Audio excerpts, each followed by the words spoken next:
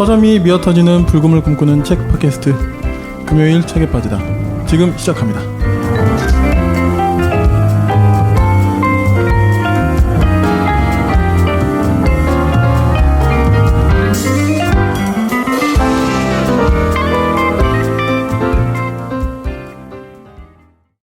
안녕하세요. 할로. 할로. 독일 인사입니다. 할로? 네, 할로 이거. 네, 할로 이러네요. 네, 할로. 반갑습니다. 네. 소개해 주시죠. 네, 서문적 독서가 용도사입니다. 제너럴리스트를 원래 이렇게 다음 소개가 나와야 되는데. 그러네요. 아. 네, 오늘 저희가 또 사정상 네. 좀 이렇게 오늘은 녹음을 저랑 이제 저희 용도사님과 저는 불곰 PD입니다. 용도사님과 저랑 둘이 하게 됐습니다. 그래서 원래 윤희님이 같이 하시잖아요. 근데 오늘 좀 저희 사정상 오늘 좀 저희 둘이 하게 됐습니다. 또 윤희님의 목소리를 좀 기대하시는 분도 많이 계실 텐데, 약간 근데 처음에 저희가 둘이서 시작을 하긴 했지만 이 팟캐스트를 네, 그렇죠. 3명 체제가 된 이후로는 쭉 같이 하다가 네. 오늘 좀 사정상 둘이 하는데 빈자리가 상당하네요. 그러니까요. 네. 그 윤희님의 잘못이 아니고 제 개인적인 그 사정상 녹음일을 갑자기 변경하는 바람에 네. 윤희 못 오셨는데 더 아쉬운 게 네. 오늘 다룰 유발 하라리의 책을 윤희가 네. 못 다룬다는 게 참. 그니까요. 예. 그 참 되게 좋아할 저자고 이렇게 그렇죠. 제너럴리스트를 꿈꾸시니까. 여러 할 얘기 많으시고 네. 열심히 읽으셨을 텐데 아쉽고 죄송하다는 말씀드립니다. 네. 뭐 저희가 가능한 한 최대한 3명이 잘 이렇게 좀 진영을 잘 갖춰서 하면 좋은데 저희도 다 생업이 있고 막 이런지라 가끔 좀 이런 일이 생길 수 있으니 뭐 청취자분들의 양해를 좀 부탁드리겠습니다. 네, 이제 잠깐 저희가 언급을 드렸는데 오늘 저희를 다룰 책은 어떤 책인가요? 네, 오늘 다시 돌아왔습니다. 유발 하라리의 21세기를 위한 21가지 재현이란 책으로 네, 오늘 소개를 좀 제가 해드리려고 합니다. 네, 유발 하라리의 어떤 뭐 신작이죠, 그렇죠? 네네, 얼마 안 됐잖아요. 네, 완전 지난달에 나왔고요. 네. 세계에서 우리나라 최초 우리말로 가장 먼저 나온 것 같아요. 그게 참 신기해요, 그게 참. 예. 네, 아무리 한국에서 그렇게 잘 나간, 한국에서 뭐 얼마만큼 잘 나갔길래. 그 사피엔스 호모데우스 2권이 뭐 이제 대박을 쳐서 그게 보니까 그 2권 사피엔스인가가 전 세계 판매의 10분의 1이 우리나라에서 됐다고 하더라고요. 그러니까 책을 잘 안 읽는 우리나라에서. 예, 완전히 뭐 정말 선풍적인 인기를 끌면서 국내 최초 출간을 할 만한 한 거죠. 네. 그렇죠. 김영사 출판사 이제 그 마케팅 힘도 많이 얻은 것 같고요. 그게 보니까 저도 그래서 이제 제가 좀 온라인 서점이나 뭐 커뮤니티 이런 데 좀 제가 뒤져서 댓글 같은 것도 좀, 그러니까 독자분들이 쓰신 이런 것도 좀 몇 개를 좀 보고 싶어가지고 검색을 좀 해봤는데 그런 얘기들이 좀 나와요. 뭐 좀 한국에서만 뜬 저자다. 맞아요. 또 그리고 베르나르 베르베르 이야기하면서 막 이렇게 막 약간 디스하는 분들도 계시는데, 근데 실제로 좀 많이 팔리긴 했네요. 네, 우리나라에서 많이 팔렸고, 근데 한국에서만 뜬 저자는 사실은 아닌 것 같아요, 제 생각에는. 그 보니까 이제 아마존이나 이런데 보면은 리뷰나 이런 거 뭐 유럽권이나 영미권 이런 데서도 아주 많이 팔렸고, 우리나라에서만 이렇게 뭐 뜨는 저자 그거는 좀 사실은 아닌 것 같고요. 세계적으로 진짜 되게 지금 가장 최신의 어떤 이론을 이끌고 있는 주요 저자 중 한 명은 맞는 것 같아요. 네. 보니까 이런 댓글이 있었어요. 혹시 이거 용도사님이 다신 건가 싶은데 이렇게 이야기하면 잘 모르시면서 그러니까 이제 그 앞에 막 마케팅 막 이야기하면서 막 디스하는 게 있어요. 그러니까 이제 어떤 분이 잘 모르시면서 마케팅으로 성공한 책이라고 리뷰가 책의 가치를 떨어뜨리네. 한국에서만 베스트셀러라뇨. 사피엔스, 호모데우스 모두 베스트셀러였고 리뷰도 엄청 달렸습니다. 1000개 이상 달린 베스트셀러 책 몇 개 안 돼요. 뭐 아마존 이야기 하는 것 같아요. 그죠? 네네. 네. 맞아요. 그리고 사피엔스는 아직도 베스트셀러 상위권에 계속 있고요. 그렇죠. 네. 예, 스테디셀러가 됐죠. 예, 유럽권이나 영미권 그쪽에서 다 지금까지도 엄청 팔린 책이어서 그럼에도 우리나라에서 정말 많이 팔린 건 맞는 것 같아요. 네. 그리고 또 그 저희 금책바에서도 예전에 초기에 했던 이제 용도사님이 소개해 주셨던 뭐였죠? 호모데우스였는데. 네, 맞아요. 호모데우스가 사실 지금도 깨지지 않는 최고 다운로드 수입니다. 저희한테도. 네, 그래서 자세한 소개는 그 유발 하라리에 대한 전작 어쨌든 호모데우스를 읽으시면 사피엔스 호모데우스 조금 이제 보실 수 있을 것 같고요. 예. 아주 간략하게 네. 그 세 권을 이제 요약해드리면 여기 서문에 나와 있는데요. 네. 첫 책 사피엔스는 인류의 과거를 개관하면서 하찮은 유인원이 어떻게 지구 행성의 지배자가 되었는지 살펴보았고요. 두 번째 책 호모데우스에서는 생명의 장기적인 미래를 탐사하면서 어떻게 인간이 결국에는 신이 될 수 있을지, 지능과 의식의 최종 운명은 무엇일지 생각해봤습니다. 그러면서 이렇게 얘기해요. 이 책에서는 지금 여기의 문제에 주목하려고 한다. 초점은 시사 현안과 인간 사회가 당면한 미래에 있다. 바로 지금 무슨 일이 일어나고 있는가? 오늘날 우리가 직면한 최대의 도전과 선택은 무엇인가? 우리는 무엇에 관심을 가져야 할까? 우리 아이들에게는 무엇을 가르쳐야 할까? 이게 이 책의 주제라고 볼 수 있을 것 같아요. 네. 그래서 이 책은 이제 21가지 재현이라고 되어 있는데 이제 영어로는 이제 레슨이거든요. 그러니까 이제 직역을 하면 21세기를 위한 21가지 교훈 정도가 이제 맞는데, 그래서 21가지로 돼 있어요. 그 주제들이. 그래서 목차를 간단히 이제 불러드리면 네. 총 5부로 묶여 있는데 1부 기술적 도전에서는 환멸, 일, 자유, 평등 4가지 주제를 다루고, 2부 정치적 도전에서는 공동체, 문명, 민족주의, 종교, 이민 이렇게 다루고, 3부 절망과 희망에서는 테러리즘, 전쟁, 겸손, 신, 세속주의를 다루고요. 제4부 진실에서는 무지, 정의, 탈진실, 공상과학 소설을 다룹니다. 제5부 회복 탄력성에서는 교육, 의미, 명상을 다룹니다. 그리고 마지막 한국 독자를 위한 7문 7답 같은 건 이제 후기 뭐 이런 거라고 네. 볼 수 있을 것 같아요. 그래서 이제 사피엔스 호모데우스를 이제 읽으면 이 책은 이제 읽기가 좀 수월하고요. 그렇지 않으면 이 책을 읽기는 조금 쉽지는 않을 것 같아요. 그런가요? 상당히 이제 압축적인 어떤 이 과학과 역사의 내용을 가지고 현재를 바로 관통하기 때문에 네, 이게 이제 한 편 21가지 주제가 약간 신문 칼럼 같은 어떤 구별된 주제거든요. 그러니까 이전에 사피엔스 호모데우스는 큰 어떤 스토리와 내러티브로 이렇게 쫙 달리는 재미가 있었는데, 물론 이것도 유발 하라리가 좀 이렇게 마지막 계속 이어가긴 해요. 그러니까 첫 번째 환멸에서 환멸 얘기를 하면서 마지막에 그래서 일이 중요하다, 일로 가보자 이런 식으로 하고, 또 일 얘기를 하다가 자유가 있을까, 자유로 가보자 이런 식으로 이어가긴 하지만 어떤 스토리텔링이 있는 책은 아니어서 약간의 각 개별 에세이가 있는 책이라고 볼 수 있어서, 가능하시면 사피엔스 호모데우스 읽고 읽으시는 게 좋고, 그거 좀 시간 안 되시면 우리 팟캐스트를 읽고 듣고 읽으시면 좀 도움이 될 거라고 생각합니다. 네. 그래서 그 지난 8월에 조선일보에서 이제 인터뷰를 했어요. 유발 노아 하라리 이 21세기를 위한 21가지 재현 나오기 직전에 이제 인터뷰를 한 게 있는데, 제목이 하라리 나는 소년을 좋아했다라고 이 조선일보에서 카피를 이렇게 땄습니다. 타이틀을. 근데 이게 참 유발 하라리 같은 사람을 인터뷰하면서 닮아난 제목인지는 참. 그래서 이 댓글 원문 기사에 악플이 엄청 달렸어요. 그러니까요. 하라리 뭐 쓰레기, 하라리 막 더러워 이런 식으로. 그래서 진짜 이게 이렇게 사실 할 게 아닌데, 그렇죠. 물론 최근에 하라리가 커밍아웃을 하긴 했거든요.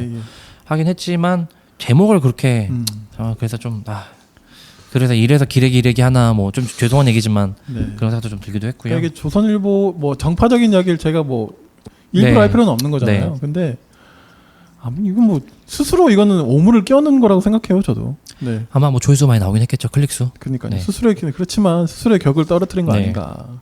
그러니까 사실 이 인터뷰의 핵심은 물론 개인 문제, 게이의 그러니까 이제 어떤 젠더 문제도 있지만 명상에 관련된 거거든요.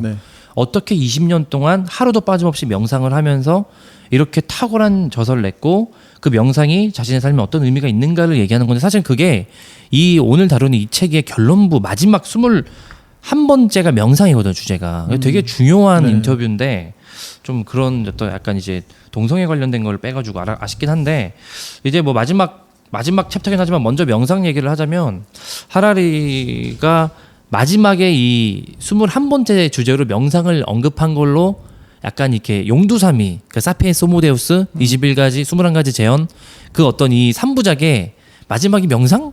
이거 좀 갸우뚱한데 너무 갑자기 용두사미인데? 뭐야? 이렇게 가는 명상? 막 이런 거? 그런 약간 퀘스천이 많이 있고, 인류 막 이러다가. 그러니까요. 문명, 대서사시 하다 우리 명상합시다 이렇게 가니까 이해는 돼요. 근데 그 이제 5부가 교육과 의미 그리고 명상이거든요. 근데 이거를 보면 이해가 돼요. 그리고 이제 이따 좀 더 얘기하겠지만 상당히 불교적인 어떤 그 무의미함, 인생의 의미 없음 이런 왜냐면 하라리가 계속 얘기했던 게 인간은 되게 허구를 믿는 존재고 허구의 이야기가 종교고 그런 얘기를 정말 많이 했잖아요. 그리고 근대가 만들어낸 허구의 이야기가 이젠 자유주의고 민주주의다. 이런 그런 이제 인권 같은 것도 비판하거든요. 그걸 비판하는 게 이 사람이 반민주주의자라거나 뭐 반자유주의자라기보다는 그 자유주의나 민주주의도 들어가고 과학적으로 파면은 인간이 태어날 때부터 뭐 인권이 있는 존재 이런 건 사실은 아니고 네. 좀 이제 한 20-30년 후에는 알고리즘으로 인권도 다 박탈당할 수 있고 인간의 자유의지가 과연 있을까? 없을 걸로 판명날 거다. 이렇게 이제 가는 거거든요. 네. 그래서 그런 차원에서 이제 이 책이 마지막에 명상으로 가는 것이 상당히 의미심장함이 좀 있고요. 물론 이제 좀 비판도 좀 동감은 가지만 뭔가 뭐 3부작의 마지막에 용두삼미로 끝난다. 이거는 좀 저는 동의는 안 되더라고요. 그래서 여기 이제 그 제가 막 이제 1부부터 3부, 5부까지 쭉 그냥 순서대로 하는 것보다 그냥 가볍게 그냥 이렇게 푸는 게 오늘 나을 것 같은데 네네. 제 4부 진실에 보면 공상과학 소설이 있어요. 저는 이 공상과학 소설이랑 제 5부에 있는 의미 이 두 챕터가 저는 가장 제 개인적으로 주관적으로는 핵심이 아닐까 싶었던 게 공상과학 소설을 21세기의 21가지 중요한 재현 중에 하나로 한 게 되게 사실은 아이러니하잖아요. 근데 그게 뭐냐면 인간은 허구를 믿는 존재고 그렇다면은 허구라는 것은 결국 이야기로 만들어지는 거고 그 이야기에 수많은 대중들이 그러니까 어떤 그 가짜 뉴스 탈진실을 한 명이 믿으면 그거는 약간 이제 가짜 뉴스로 판명이 나는데 그거를 1000명이 믿고 1000만 명이 믿으면 그게 종교가 된다. 막 이런 식으로 얘기를 하거든요. 그러면서 공상과학 소설이 뜬금없이 왜 나오냐면 과학자들이 논문을 수십 편, 수백 편 쓰는 것보다 과학 관련된 소설이나 영화나 어떤 그런 스토리가 훨씬 더 이 세계를 변화시키고 이 대중을 사로잡는 데 훨씬 더 크다는 거죠. 네. 그러니까 인터스텔라 얘기도 하고 여러 가지 뭐 애니메이션 뭐 매트릭스 얘기도 하고 이런 얘기 하는데 뭐라고 비판하냐면은 그런 미래를 다루는 공상과학 영화나 그런 소설이나 이런 것들이 어떤 상상력이 상당히 빈곤하고 과학적으로 상당히 어느 지점까지만 가고 못 간다. 이런 얘기를 많이 해요. 그래서 저는 아마 세계 최초로 최소한 국내 최초로 하라리의 다음 책은 공상과학 소설이 되지 않을까. 예언입니까 예언? 네, 근데 공부사의 예언. 근데 뭔가 그러니까 이걸 되게 중요하다고 얘기하는 게 과학자가 그냥 과학의 학계 안에서만 머물지 말고 어떤 스토리와 이야기와 상상력, 허구를 담아서 대중들과 소통하는 작업을 많이 해야 된다. 이 얘기를 하는 게 이제 공상과학 소설이거든요. 그러면서 올더스 헉슬리의 멋진 신세계 그 책이 아주 탁월한 공상과학 소설이다 이런 얘기를 해요. 그러니까 매트릭스나 이런 것들은 뭔가 어떤 가짜 세계에서 벗어나는 얘기를 하지만 결국은 또 어떤 매트릭스 세계 안에 있다는 상당히 암울하고 허무주의적인 얘기를 하는데 멋진 신세계는 그것까지 뚫고 가는 저는 멋진 신세계를 읽어보진 않아서 근데 이 책을 보면서 헉슬리의 멋진 세계 읽어봤다 이런 생각을 했어요.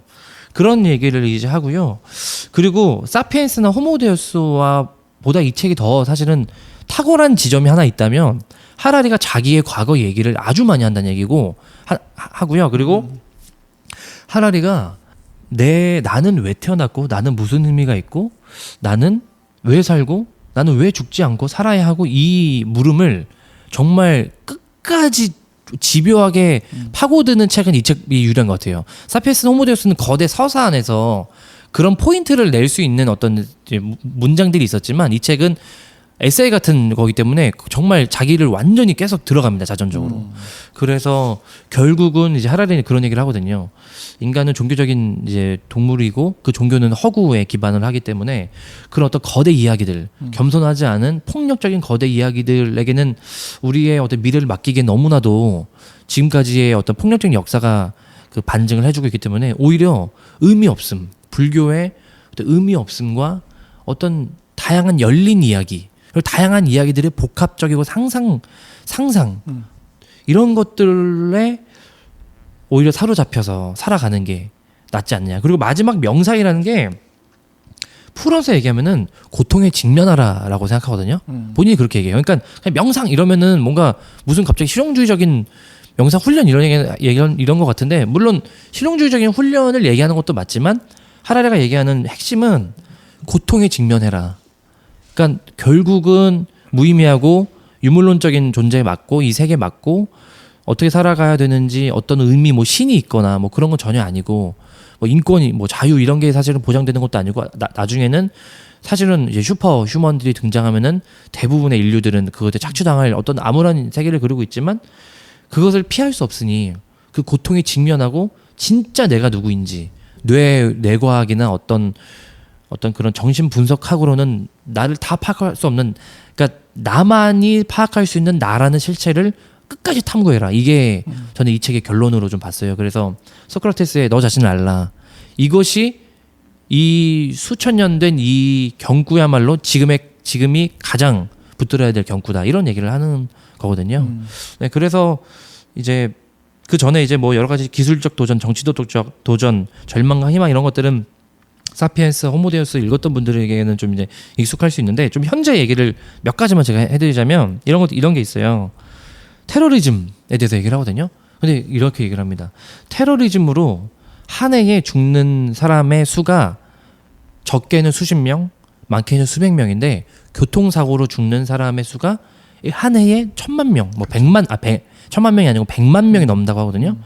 그렇다면은 뭐 유럽, 영국 어디에서 무슨 뭐 테러가 일어났다 이랬을 때 막 전 세계가 보도하고 그러니까 하라는 이렇게 얘기하거든요. 테러가 나쁘지 않다는 게 아니고 너무나도 우리가 과대로 그것을 오히려 테러리스트들에게 훨씬 더 많은 이용을 활용을 하도록 너무나도 포장과 뉴스로 계속 도배해주고 있다. 그 실제 인명 피해를 따지면은 자동차로 인한 교통사고를 매일마다 훨씬 더 위험하고 무섭게 다뤄야 된다. 그러니까 좀 너무 당황하지 말라고 이렇게 얘기를 하는 거거든요. 그것도 한편 저는 들을 얘기가 있고 어떤 이 테러리즘으로 인한 여러 가지 이익과 뭐 여러 가지 폭력과 제국주의 이런 것들이 아직도 되게 얽혀 있는데 이것을 그냥 균형 잡히게 좀 이렇게 신중하게 바라볼 필요는 있겠다 이런 생각이 들었습니다. 그리고 이제 뭐 소위 3차 세계대전 뭐 이런 얘기에 대한 우려들이 많잖아요. 뭐 네. 트럼프 시대 왔고 중국이 부상하고 뭐 북한 요새는 이제 우리의 문 대통령께서 막 고생 많이 하시고 그래서 많이 평화로 하고 뭐 좀 놀라운 일이 일어나고 있는데 하라리는 이런 얘기를 합니다. 전 되게 놀라운 통찰인 것 같은데 전쟁이 앞으로 아주 거대한 전쟁이 일어나지 않을 가능성이 있는 게 더 이상 어떤 국가의 이익이 안 되기 때문이라고 얘기하거든요. 2차 대전 때까지만 하더라도 어떤 전쟁으로 인한 이제 승리국은 엄청난 부와 명예와 세계적인 어떤 지위를 리더십을 얻을 수 있었는데 지금은 그렇지 않고 오히려 전쟁 이후에는 큰 비난과 경제적인 손실이 오히려 더 클 거기 때문에 그것들을 여러 국가들의 리더십들이 잘 알고 있고 그렇기 때문에 지금의 이제 평화와 번영에 그러니까 지금 되게 큰 전쟁들이 없는 지 벌써 수십 년 됐잖아요. 이런 게 이어지고 있고 하지만 인간은 아주 멍청하고 아주 전쟁을 좋아하는 폭력적인 인간이기 때문에 믿을 수는 없다. 하지만 데이터를 보자면 큰 전쟁이 일어나지 않을 가능성은 있다. 이런 식으로 이제 네. 얘기를 합니다.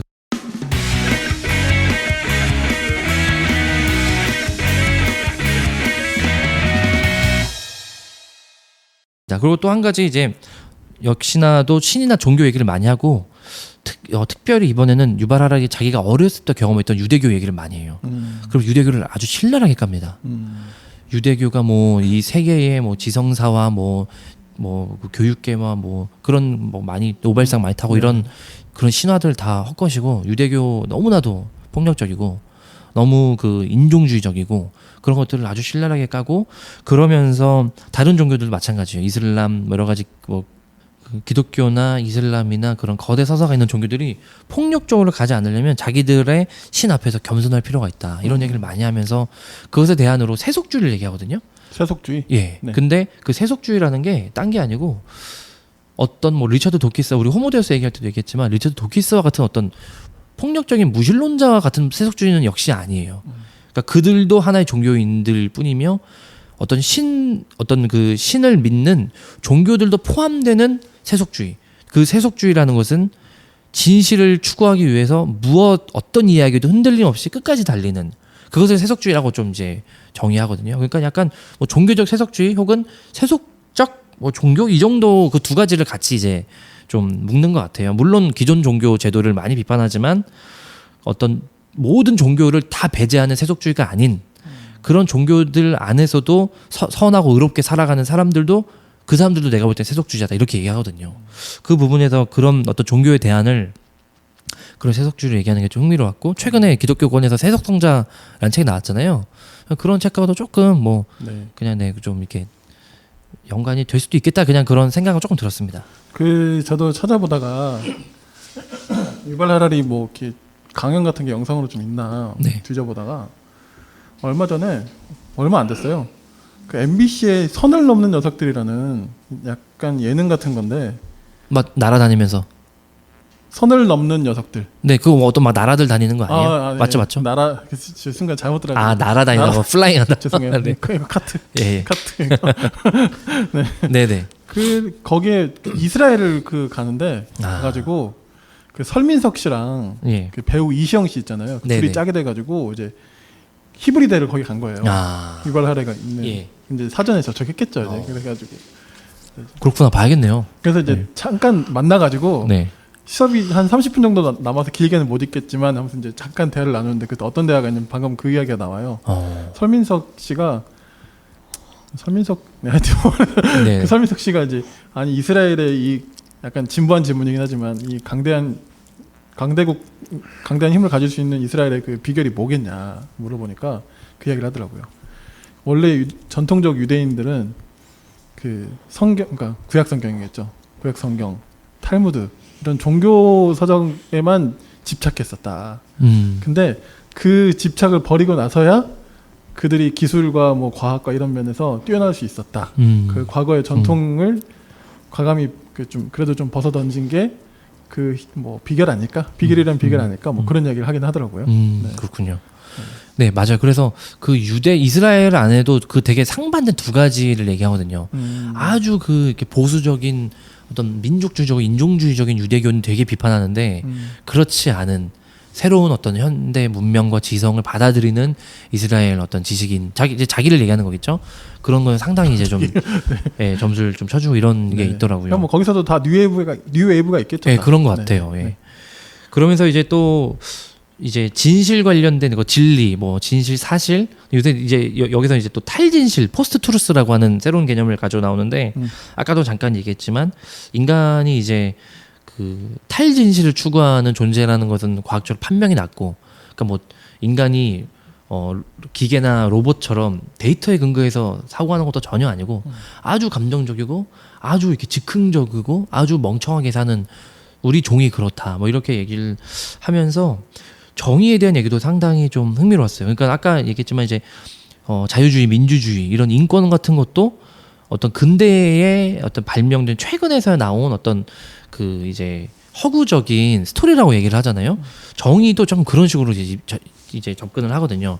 물론 그렇다고 해서 뭐 하라리가 무슨 뭐 정의를 반대하고 이런 맥락이 아니라 역사가이지만 완전히 이제 과학적으로 들어가면 정의라는 게, 그러니까 여기서 하라리가 처음부터까지 계속 얘기하는 게 이거예요. 70억 인구가 존재한 이 세계가 너무나도 복잡해지고 너무 다변화돼가지고 정의로운 삶이라는 선택을, 예를 들면 제가 지금 붉은 PD님께 제 딴에는 정의로운 삶이라고 해서 붉은 PD님 힘드시죠? 뭐 제가 도와드리겠습니다 하고 뭐 어떤 되게 정의로운 선택을 해가지고 뭘 했다고 쳐봐요. 어떤 걸 구매해가지고 붉은 PD님 되게 필요한 걸 드렸어요. 붉은 PD님 너무 고맙습니다 하고 막 눈물 흘리고 막 우리 둘이 너무 이제 더 연대도 좋아지고 이런데 제가 구매한 그것이 사실은 제3국의 어떤 착취를 통한 어떤 그런 유통 경로가 있는 것이고, 그런 복잡한 이 세계의 모든 경로와 그런 구성과 원인을 파고 들어가면 내가 정의롭다고 생각하는 것이 상당히 어떤 의미에서는 이게 만들어진 이야기일 가능성이 매우 높다 이렇게 얘기를 하거든요. 그런 의미에서 상당히 저는 좀 이제 이해가 갔고, 그래서 저는 개인적으로는 이게 유발 하라리가 종교, 신학, 철학 이런 어떤 전통적인 학과들을 많이 비판하거든요. 늘 그랬듯이. 왜냐하면은 상당히 이제 유물론적이고 과학에 기반을 둔 역사가로서 되게 그 약간은 실종주의적인 느낌이 되게 강해요.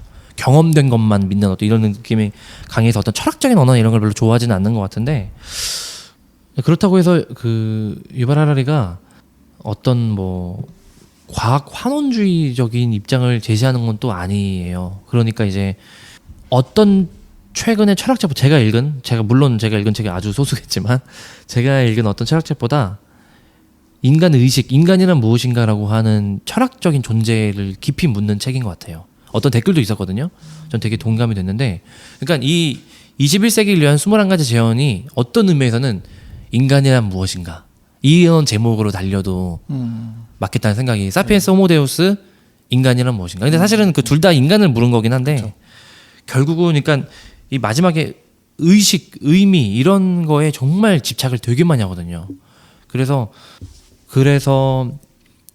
유발 하라리가, 저는 이 책을 읽으면서 제가 유발 하라리 급이라는 얘기는 전혀 아니지만 뭔가 어떤 문장들은, 특히나 저는 그랬거든요. 내가 왜 살지? 그러니까 다 그렇잖아요. 그런 때가 있잖아요. 특히 포춘기, 사춘기 때 그런 때가 있는데, 그러니까 예를 들면 이런 거예요. 내가 지금, 저는 이제 신앙인이니까 내가 지금 어떤 신앙인으로서 선한 이웃을 선하게 사랑해야 된다는 이제 구절도 있고, 그것은 당연히 인간에게 지워져 있는 이제 어떤 그 계명이라고 저는 믿으니까 그것을 한다고 하는데, 그것이 과연 저 사람에게 선한 행동일까? 그 원인이 과연 내가 원하는 의도대로 가는 것일까라는 질문들을 요새 많이 하거든요.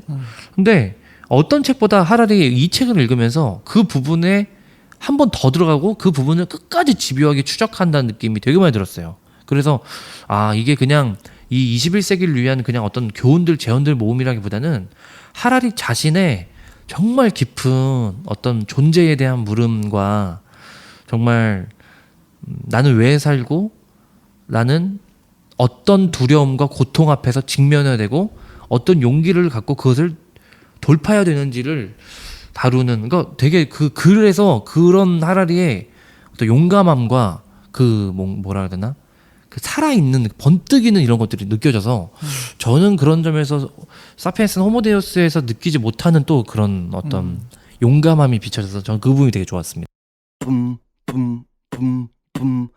지루한 평일지 찾아온 불금, 그동안 못 읽은 책을 읽자구. 결국에 남는 건 마음의 양식, 그리고 전보다 성숙한 당신. 금요일 책에 빠지다. 저는 그러니까 말씀하시는 그런 용감함이라고 하는 그런 부분들이 이 사람의 어떤 작가로서의 능력에도 좀 관계가 있다는 생각이 좀 들어요. 네, 그런 것 같아요. 이런 댓글이 있어요. 뭐 일반 대중을 위한 교양서다. 두툼한 학술 서적을 원했다면 실망이 컸을 것이다. 그저 평이한 수준을 나열하여 독자를 현혹한 옐로우 마케팅의 성공작이라고 폄하하고 싶지 않다. 과연 국내 학자들 가운데 쉽게 읽히기 좋은 책을 쓴 분이 얼마나 계신가. 베스트셀러 자격이 있고 통찰력은 상식 이상이다. 그러니까 약간 이런 이야기인데, 뭐 아까 비판이 좀 많다고 했잖아요. 근데 또 보면 역시 이런 것도 되게 많아요. 그러니까 예. 댓글이나 이런 반응들을 쭉 보면, 그러니까 뭔가 굉장히 어려운데 왜 잘 읽히지? 막 이런 것도 있고, 굉장히 어렵고 광범위한 그런 거대한 이야기를 함에도 불구하고 대중들의 반응을 이끌어낼 수 있는 능력은 방금 이야기하신 그런 것들과 좀, 그러니까 약간 어떻게 보면 약간 파토스적인 것 같기도 하고, 그런 부분들은 되게 논리적이고 그냥 이성적일 것만 같은 책이 아니라는 거죠. 네, 저도 좀 동감이 됩니다. 네, 그러니까 말씀하신 대로 어떤 의미에서 되게 과학적이고 논리적으로 갈려서 이렇게 가겠구나 예상하는데 또 갑자기 확 뒤집어요. 뒤집어서 또 갑자기 그런 파토스적으로 뭔가 되게 자존적이고 감정적으로 가는데 갑자기 또 데이터로 확 뒤집고, 이런 전에도 얘기했었지만 그런 어떤 정말 전복하는 문장이나 이런 사고의 전복성이 어떤 책보다도, 이 사람이 이제 미래의 교육, 우리가 지금 아이들에게 뭘 가르칠지 솔직히 우리 아무도 모른다 이런 얘기를 많이 하는데, 그래도 하라리한테는 배울 수 있겠다 이런 생각이 많이 들고, 그리고 막 이런 얘기 하거든요. 뭐 아까도 얘기하셨지만 뭐 한국에서만 뜬 베르나르 베르베르 뭐 이런 사람이다. 근데 이 사람은 옥스퍼드 대학교 박사고 히브리 대학교 세계 정말 대학 중에 히브리대 역사과 교수인데, 물론 그렇다고 해서 제가 베르나르 베르베르 폄하하는 건 아니에요. 그러니까 다른데 그런 어떤 비판에 이 사람이 해당되는 건 아니라고 저는 생각하거든요. 그래서 저는 이제 결론적으로 약간 이제 명상을 얘기를 했고, 약간 그런 게 있잖아요. 이제 서구인들은 어떤 불교적, 어떤 아시아적인 종교에 관심을 많이 기울이는 게, 왜냐면 어떤 이제 서구 그리스도교나 어떤 서구 제도 종교의 비판적인 제국주의적인 역사가 있는 비판적인 어떤 그 지성인들은 특히나 이제 동양의 종교에 관심이 많은 것 같아요. 근데 저는 동양인으로서 그리고 또 저는 불교를 잘 모르기도 하고 저는 또 이제 역으로 이제 기독교를 이제 신앙하는 사람으로서 명상이라는 게 사실 우리에도 이제 뭐 렉초 디바나라고 하는 어떤 그런 그 영성 훈련 같은 것들이 있잖아요. 그래서 결국은 고통에 직면하고 아무 생각 없이 완전히 고독한 시간, 자기만의 침묵 시간을 갖는 것. 근데 그건 이제 침묵 기도나 여러 가지 이제 그런 의뢰들이 있을 텐데, 아, 그렇구나. 그러니까 정말 내가 완전히 모든 것으로부터 고독하고 독립된 나 혼자만의 시간을 가진 적이 없고, 근데 이 이제 하라리가 얘기할 때 명상이 과학적으로 아무런 생각을 하지 않도록 도와줄 수 있다고 얘기를 이제 하는 거거든요. 네. 그래서 나는 아무 생각을 안 하려고 하는데 머리는 계속 생각하잖아요, 보통. 그래서 어떤 멈춤이 정말 필요하긴 하겠구나. 그리고 내가 지금 두려워하는 것이 뭘까? 내가 정말 두려워하는 것. 두려워하는 표피 말고 진짜 두려워하는 것이 뭘까? 그것을 내가 어떻게 직면하고 그것을 내가 어떻게 뚫고 갈 수 있을까? 그것을 저는 이 하라리의 명상 챕터를 읽으면서 느꼈어요. 네. 네. 그러니까 뭐 저도 봤는데 비행기 뭐 장거리 여행 비행기 타고 있는 이런 시간만 아니면 거의 매일 뭐 명상한다고 하더라고요. 하여튼 뭐 알겠습니다. 마무리할까요? 네, 그래서 이 책의 결론은 아니고 그냥 저 한국 그 칠문칠딱 뒤에 있다고 했잖아요. 거기서 우리 이 책 팟캐스트와 관련돼 있는 게 있어서 제가 그거를 한번 읽어드리고 싶어요. 뭐냐면요, 되게 좀 반가웠어요. 종이책 관련된 질문을 했어요. 이 종이책. 네, 출판 이 편집자가 질문한 것 같은데 질문과 답변을 제가 읽고 마치도록 하겠습니다. 네. 질문입니다. 당신은 유명 저자로서뿐만 아니라 열성적인 독서가로도 알려져 있습니다. 다양한 매체를 통해 좋은 책을 추천해 오기도 했습니다. 하지만 우리 생활이 디지털화하고 자동화하면서 책을 읽는 사람, 특히 종이책 독자 수는 점점 줄고 있습니다. 진화 과정에서 호모사피엔스의 최대 장점은 생각하는 힘이었고 그것은 책을 읽고 쓰는 일과 더불어 급진적으로 발전했습니다. 이제 우리는 가벼운 콘텐츠가 넘쳐나는 디지털 스크린에 빠져 깊이 생각하는 기술은 잃어버리고 마는 걸까요? 책의 미래와 그것이 우리의 사고에 미칠 영향에 대한 의견을 듣고 싶습니다. 답변입니다. 여기서부터가 이제 유발하는 네, 여기부터 유발할 답변입니다. 네.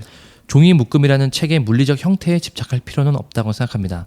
나는 개인적으로 종이책을 읽기보다 오디오북을 듣는 경우가 더 많습니다. 하지만 어떤 식으로든 책의 경험을 유지하는 것, 그러니까 140자 트윗이나 유튜브의 1분짜리 재밌는 고양이 동영상 같은 것들을 스치듯 훑고 다니는 게 아니라 한 주제를 깊이 탐구하는 데 여러 시간 몰입할 수 있는 능력이 중요하다고 생각합니다. 복잡한 정치 이슈를 이해하려면 특히 더 그렇습니다. 그런 것은 결코 5분 만에 할 수 없습니다. 인간의 주의는 대단히 희소한 자원입니다. 정치인들과 기업들은 끊임없이 우리의 주의를 분산시키거나 납치하려 애를 씁니다. 지금 뉴스 시장은 대단히 해로운 모델이 지배하기에 이르렀습니다. 그 모델이란 아무런 대가를 요구하지 않지만 당신의 주의와 맞바꾸는 흥미진진한 뉴스입니다. 소비자는 그런 뉴스에 돈을 내지 않지만 그렇게 얻는 상품의 품질은 낮습니다. 설상가상 소비자는 부지불식간에 스스로 상품이 됩니다. 먼저 선정적인 헤드라인의 주의를 빼앗기면 그 다음에는 광고주들과 정치인들에게 그 주의가 다시 팔리는 거지요. 유명한 말이 있습니다. 공짜로 무언가를 얻는 경우 당신이 상품이다. 이것은 뉴스 시장에서 너무나 분명한 진실입니다. 우리는 지금의 뉴스 시장 모델을 바꿀 필요가 있습니다. 훨씬 더 나은 모델은 소비자가 합당한 대가를 지불하되 소비자의 주의를 악용하지 않는 고품질 뉴스일 겁니다. 오늘날의 세계에서는 정보와 주의야말로 가장 중요한 자산입니다. 공짜라는 이유로 자신의 주의를 포기하는 대신 낮은 품질의 정보를 얻는 것은 정신 나간 짓입니다. 고품질의 음식과 옷과 자동차에 기꺼이 제값을 지불할 의향이 있다면 왜 고품질의 정보에는 돈을 내지 않으려는 걸까요? 네, 약간 뭐 뉴스 이런 것과도 연결해서 결론을 짓긴 했는데 상당히 의미심장한 얘기인 것 같고 또 책을 좋아하는 분인데 오디오북을 많이 읽는다고 하네요.